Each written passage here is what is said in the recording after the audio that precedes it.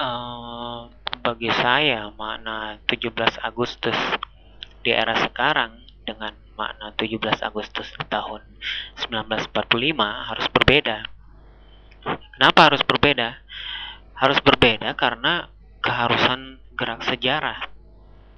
17 Agustus 1945 adalah pengumuman kepada dunia akan lahirnya suatu negara bangsa, pengumuman lahirnya suatu republik baru di antara republik-republik lainnya di muka bumi ini, pengumuman lahirnya suatu kesatuan sosiopolitik baru yang sebelumnya jajahan Belanda dan jajahan Jepang di era Perang Dunia II, pengumuman akan lahirnya negara baru yang disebut Indonesia, juga pengumuman akan lahirnya sebuah filsafat baru atau filosofis Groundslah baru yang mendasari pendirian bangsa baru itu, yakni Pancasila.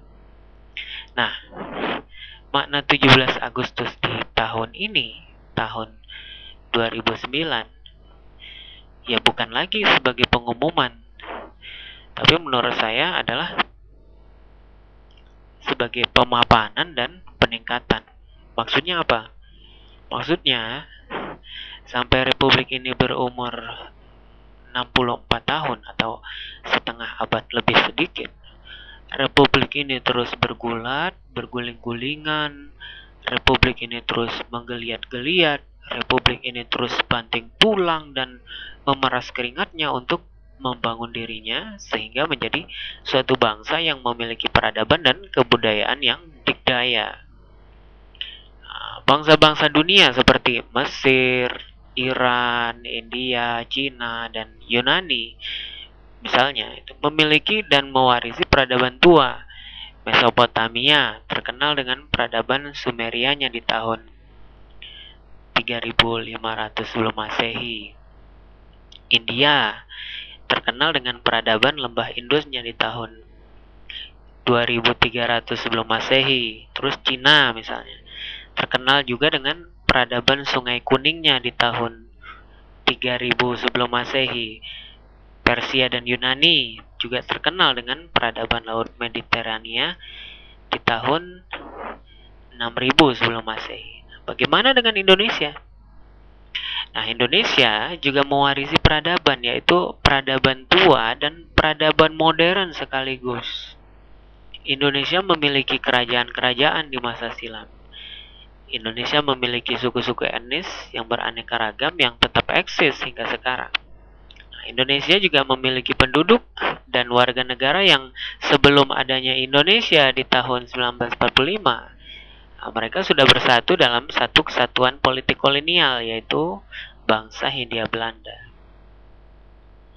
Bangsa Hindia Belanda dibentuk dari aneka ragam suku-suku etnis dan kerajaan-kerajaan jajahan negeri Belanda. Suku-suku etnis yang dijajah Belanda itu ada yang memiliki kerajaan-kerajaan yang tembok dinding gitu ya, seperti suku Jawa, suku Sunda, suku Aceh, suku Riau, suku Minahasa, suku Papua, dan lain-lain. Ada pula suku etnis yang memiliki kerajaan-kerajaan berupa hutan belantara, seperti misalnya suku Dayak, suku Dani, suku Kubu di Jambi, suku Sakai di Riau, suku Baduy, dan lain-lain. Jadi semua suku-suku etnis itu kemudian dijajah Belanda, dikeruk hasil buminya, dieksploitasi sumber daya alamnya, diperbudak penduduknya, lalu dipersatukan dalam satu kesatuan administrasi politik.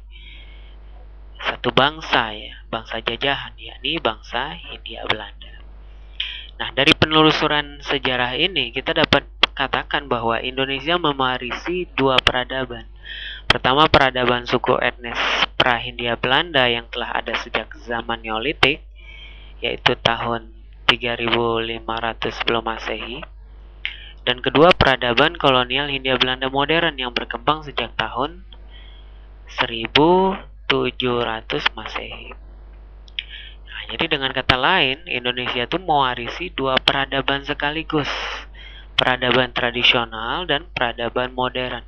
Peradaban tradisional diwarisi dari suku-suku etnis, sedangkan peradaban modern diwarisi dari Belanda.